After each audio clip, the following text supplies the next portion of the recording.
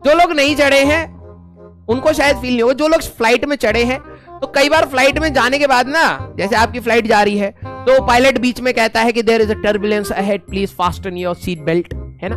आपको कहता है कि अपनी सीट बेल्ट बांध ले भाई साहब, हाँ रोड खराब है आगे की। हाँ, इनडायरेक्टली तो कहने का मतलब ये है भाई कि वो भाई सीट बेल्ट बांध ले, आगे पुलिस वाला है चालान काट देगा। हाँ, क्योंकि घबड़ घबड़ घबड़ घबड़। और कभी कभार अगर आप प्लेन में अगर आप बैठेंगे तो कई बार आपको देखने में लगता है यार ये तो बहुत अच्छा है, लेकिन जब वो चलने लगता है ना तो आपको ऐसा लगता है भाई इससे बढ़िया तो बस ही इतनी आवाज करता है, घबड़ घबड़ घबड़ घबड़। मैं और मेरे पापा एक बार जा रहे थे साउथ में, ठीक है, अब मैं याद नहीं आ रहा, छोटा था मैं उस समय। हैदराबाद के पास कोई जगह थी, वहां पे एयर टैक्सी है, ठीक है, एयर टैक्सी। तो वो क्या होता है ना, वो 12-13 लोगों का, छोटे वाले जो एयरक्राफ्ट होते हैं, लाइट एयरक्राफ्ट वही होते हैं। और वो क्या करते हैं, जैसे एक एयरपोर्ट से दूसरे एयरपोर्ट पे आपको जाना है, जल्दी जाना है, तो वो आपको जल्दी पहुंचा देते हैं। तो हमारी फ्लाइट कहीं और की थी, तो पापा ने कहा कि चलो एयर टैक्सी कर लेंगे। मैंने कहा ठीक है। भाई साहब, एक बच्चा कह रहा मसाला स्टार्ट, अरे नहीं भाई सही बता रहा हूं, सच बात है ये। तो मैं और मेरे पापा बैठ गए, हम जैसी घुसे वैसी प्लेन खत्म। मैंने कहा पापा ये तो बड़ा छोटा सा है यार। पापा कह रहे हाँ यार मैं भी पहली बार बैठ रहा हूं, उड़ भी पाएगा या नहीं पाएगा, मुझे तो अब इस पे भी डाउट हो रहा है क्योंकि बहुत ही छोटा था। अब क्या होता है कि भाई जैसे रनवे है ना, ठीक है, जैसे नॉर्मल रनवे होता है, तो नॉर्मल रनवे पे यहाँ पे ना ऐसे टैगिंग होती है कि यहाँ पर आपकी लैंडिंग होगी और यहीं से आपका टेक ऑफ होगा, ठीक है, और यहाँ पर आपके रनवे नंबर लिखे जाते हैं 0911 ऐसे कुछ करके, सो दैट पायलट्स को दिख जाए। तो ये हमारा छोटा सा एयरक्राफ्ट ऐसे यहाँ पर खड़ा हो गया। एक तो शर्म सी आ रही थी सही बता रहा हूँ। हाँ, सारे बड़े बड़े हम लोग, हमारा प्लेन देखोगे ना तो ऐसा, मतलब यहाँ पे टैक्सी वे होता है ना जिसमें से प्लेन्स जाते हैं, है ना। तो यहाँ पर बड़े बड़े बोइंग 792, 762 बड़े बड़े ऐसे प्लेन यहाँ पर ऐसे ऐसे खड़े हैं, बड़े बड़े भाई, मतलब खतरनाक से प्लेन। वैसे चिड़िया टाइप दिख रही है, लेकिन कोई दिक्कत वाली बात नहीं है। हमारा भाई साहब यहाँ पे कोने में बैठा है छोटे से प्लेन में, और बिल्कुल ऑटो के जैसे ऐसे लेते लेते ना, ऑटो के जैसे घुमाते फिराते यहाँ पे आके खड़ा कर दिया उसने। और जैसे जैसे हमारा टेक ऑफ का टाइम आ रहा था ना, वैसे वैसे पापा की और मेरी हालत बराबर खराब हो रही थी। हमें डाउट हो रहा था कि भाई हवा चल रही है, कहीं हवा के साथ कहीं और ना बह जाए। हाँ ठीक है, तो ये छोटा सा लाके यहाँ पे खड़ा कर दिया, और इतनी शर्म आ रही थी ना, मैं लिटरली बता रहा हूँ, इतनी शर्म। मैंने कहा पापा यार उतर जाते हैं, अभी भी टाइम है। हाँ अभी भी टाइम है, अभी भी उतर जाते हैं। बहुत बेइज्जती सी लग रही है। सारे खिड़की यहाँ पे जितने थे ना, सारे खिड़की वाले हमें ही देख रहे थे कि ये क्या है, ये कौन सा, मतलब ऐसा तो नहीं है कि 3-4 पायलट ऐसे धक्का देंगे तब ये हवा में उड़ जाएगा पेपर वाला। हम लोग बैठ गए भाई, और भाई साहब, और नॉर्मल क्या होता है ना यार, नॉर्मल ये होता है कि जब आप बड़े प्लेन में बैठते हो ना, तो जो कॉकपिट होता है जहां पे पायलट बैठता है वो आपको दिखता नहीं है, गेट लगा होता है, आपको वहां दिख नहीं रहा होता है। हम इसमें बैठे हैं, भाई साहब पायलट हमारे सामने बैठा है, वो गप्पे मार रहा है दूसरे के साथ है। हमने कहा ये तो, मेरे पापा और मैं देख रहे, मैं कहा पापा ये तो सीरियस भी नहीं लग रहा अपने काम को लेके। हाँ, और इसीलिए शायद इसको छोटा प्लेन दिया, क्योंकि बड़े प्लेन में थोड़ी सी तो सीरियसनेस होगी, थोड़ा सा तो डिसिप्लिन होगा। ये तो दोनों आपस में गप्पे ही मार रहे हैं। हम दोनों के भाई साहब हालत टाइट। मैंने कहा भाई हवा भी तेज चल रही है, बाहर यहाँ पे एक झंडा लगा होता है, ऐसे कौन सा होता है, ठीक है, जिसमें से वो एयर की डायरेक्शन बताता है। मेरी सारी नजर उस पे थी, वो ऐसे फड़फड़ा फड़फड़। मैंने कहा पापा लग नहीं रहा ये उठ पाएगा। पापा का वजन 110 kg। पापा कह रहे लगता है हमारे वजन की वजह से कहीं टेढ़ा ना हो जाए। हम लोग दोनों पूरी मैकेनिक्स लगा रहे थे वहां पर। तब तक पायलट ने कहा we are good to go, ठीक है, एटीसी टावर से बात हुई, okay we are good to go, flight number this, we are good to go. भाई साहब जो डर बैठ गया ना हमारे में, ये दौड़ना स्टार्ट हुआ।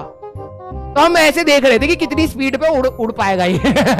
ठीक है, नॉर्मल जो बड़े एयरक्राफ्ट होते हैं वो 180 किलोमीटर प्रति घंटा या 200 किलोमीटर प्रति घंटे की स्पीड पर लेते हैं।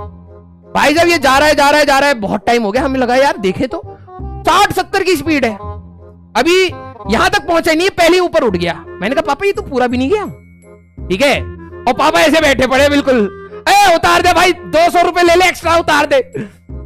मजेदार बात ये थी उस प्लेन में कि नॉर्मल फ्लाइट में होता क्या, जब आप फ्लाइट में जाते हो तो आप देखते हो बादल आए, बादल को आपने क्रॉस करा और ऊपर आता है। फिर जब आप क्रूजिंग मोड में जाते हो तो पायलट कहता है वी आर क्रूजिंग मोड, आप अपनी सीट बेल्ट अपने वो खोल सकते हैं और, है ना, आप इंजॉय करें खाना पीना। भाई साहब ये ऊपर उठा 2 मीटर ऊपर, मेरे ख्याल मेरे हिसाब से 2 मीटर ही होगा। फिर उसके बाद अचानक से उसने भाई साहब ऐसा कौन सा गियर मारा गाड़ी वाला, खड़ाक से ऊपर गया, ये मुश्किल से 50 मीटर, और उसके ऊपर उसको जाने ही नहीं दिया होगा, मुझे तो ऐसा लग रहा है। इवन एटीसी वाला भी कह रहा होगा कि भाई ज्यादा ऊपर ना जाइए, ठीक है, जितने अंदर बैठे ऊपर ही चले जाओगे, प्लेन ही नीचे गिरेगा धपाक से। ये 50 मीटर ऊपर गया होगा, उसके बाद सीधा सीधा उड़ने लग गया ऐसे। पापा कह रहे और ऊपर नहीं जा सकता क्या? इंजन फेल वेल तो नहीं हो गया इसका? वो मतलब जैसे एक घर है ना, सारे हम घरों के ऊपर से ऐसे गए। मैंने कहा पापा ये तो बस बिल्कुल सही नाम है, एयर टैक्सी, हवा में ले जा रहा है, पर टैक्सी वाला ही काम है, कोई फ्लाइट की फीलिंग नहीं है। हाँ चाइनीज। अरे मतलब तुम्हें कोई टेक्नोलॉजी खराब मिलती है तो तुम सीधे चाइनीज को क्यों बोल देते हो बे? हैं? हाँ तो भाई साहब वो 2 मीटर की मतलब 50 मीटर की हाइट उठाई होगी उसने, और ऐसे ऐसे सीधा सीधा चला गया, घरों के ऊपर से जा रहा है। मेरे को इतना डर लग रहा था, मैंने कहा भाई थोड़ा सा तो और ऊपर ले ले, पता लगे कोई बच्चा पतंग वतंग उड़ा रहा हो, फंस जाए यहां पर, हैं? हाँ और भाई साहब उसकी लैंडिंग तो और खतरनाक थी, मतलब मैं क्या ही बताऊं, बेइज्जती भरी इतनी खतरनाक लैंडिंग, ठीक है। जहां पर हमें उतरना था वहां पे हवा शेयर कर रही, मतलब साइड से हवा आ रही थी। जैसे आपको रनवे ये है तो इस साइड से आएगी, तो आपको वेक्टर्स लगाने पड़ते हैं वहां पर, ठीक है, आपको वेक्टर लगाना पड़ता है कि आपकी वेलोसिटी ये है, विंड की वेलोसिटी ये है, तो नेट वेलोसिटी आपकी इधर आएगी। तो एक्चुअली में क्या होता है कि जैसे मान लो मैं आपको कॉकपिट व्यू दिखाता हूं। कॉकपिट व्यू क्यों? क्योंकि हम जहां बैठे थे वहां से पूरा कॉकपिट ही दिख रहा था। ठीक है, तो मान लो कि ये इस टाइप से है, ये आपको यहाँ पे बहुत सारे वो थे उसके कंट्रोल, ठीक है, और यहाँ पर पायलट दोनों बैठे हुए थे, ऐसे पायलट बैठा हुआ है, ठीक है। हम दोनों, मैं और मेरे पापा, क्योंकि ज्यादा सीट थी नहीं, यहाँ पे एक बंदा बैठता है, यहाँ एक बंदा बैठता है, तो मैं तो ऐसे था और मेरे पापा भी ऐसे थे। हम देख रहे थे मौत कब आएगी, मौत का मंजर देखने वाले थे हम, ठीक है। तो लैंडिंग के समय क्या हुआ ना कि रनवे, जैसे हमें क्या लगता है नॉर्मल भाई, क्योंकि बड़ा प्लेन होता है ना, जब तो बड़ा प्लेन होता है तो उस पे हवा का फोर्स इतना ज्यादा नहीं होता, इंजन पावरफुल होते हैं, तो वो अपने आप को डायरेक्शन मेंटेन कर सकते हैं। ये जो हल्के प्लेन होते हैं ना, इनका कोई हिसाब किताब नहीं होता भाई। उसके बाद से तो मैंने हाथ जोड़ लिया, मैंने कहा मैं नहीं चढ़ूंगा भाई साहब, जब भले ही वो मेरे को 10,000 रुपए तू दे कि भाई खाली जा रहे हैं 10,000 रुपए ले लियो, चल ले हमारे साथ, ना भाई ना। हमें दिख रहा है रनवे ऐसे है, ठीक है, क्योंकि वो तो वेक्टर लगा रहे हैं, उनको तो पता है, और हमें नहीं पता था कि हवा की डायरेक्शन कहां है। हम लोग बेसिक मैथ्स लगा रहे हैं। हम कह रहे हैं यार हमारी वेलोसिटी ऐसे है, रनवे तो ऐसे दिख रहा है, ये पागल वागल तो नहीं है, किसने टिकट बेच दी मेरे पापा को। भाई वो तो लैंड करने के बाद पता लगा कि हाँ यार, जब वो लैंड होता है तो हवा इस डायरेक्शन की थी।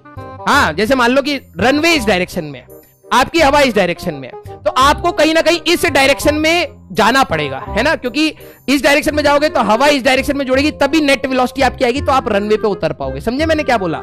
जैसे आपका ये रनवे है, हवा आपकी इस डायरेक्शन में फ्लो हो रही है, ठीक है, this is velocity of wind. तो आपका प्लेन अगर इस डायरेक्शन में जा रहा है ना, अगर आप सोचो हम तो सीधा उतार देंगे भाई, है तो बस्सी वस्सी मत बनना भाई कि ना सीधा उतारेंगे, नेट वेलोसिटी इधर हो जाती है भाई, फिजिक्स लगती है, आप रनवे से खिसक जाओगे, ठीक है। तो हम तो देख रहे थे, हमें तो सारा मंजर सामने से दिख रहा था।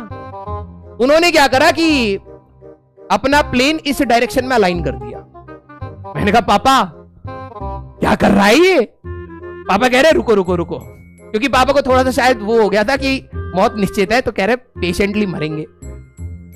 हमने देखा भाई प्लेन जा रहा है, फिर अचानक से इस डायरेक्शन में जाते जाते लैंड हो गया। मैंने कहा वाह क्या बात है। फिर पापा ने बताया अच्छा नेट इफेक्टिव एक्सेलरेशन इस साइड करी होगी इन्होंने। मैंने कहा एक्सेलरेशन नहीं, नेट वेलोसिटी, हाँ रिवर बोट। हाँ, और फिर रनवे क्या होता है कि भाई जैसे ये रनवे था ना, रनवे में यहां वाले पॉइंट होते हैं, यहां वाले पॉइंट होते हैं। अगर आप नॉर्मल देखोगे तो इस एंड से पहले एक कट होता है टैक्सीवे के लिए, तो प्लेन उतरता है, इधर मुड़ जाता है। हमारा प्लेन भाई साहब, हमारा प्लेन जैसे इस पे उतरा है ना, पता क्या ऐसे उतरा, यहीं पे रुक गया भाई। वो कह रहा अरे आगे से है मोड़, मतलब इतना दूर गए नहीं, मोमेंटम ही नहीं है भाई इतना, यहीं पर रुक गया हमारा प्लेन। एटीसी वाले ने बोला भाई आगे ले ले, साइड में कर ले, कुछ चल जाएगा, कोई बाहर से पीछे वाला भारी प्लेन आ रहा है, उधर खट से साइड में लगा दिया प्लेन। बड़ा वाला लैंड कर गया, फिर ये टैक्सीवे में गया भाई साहब, मौत का मंजर था वो।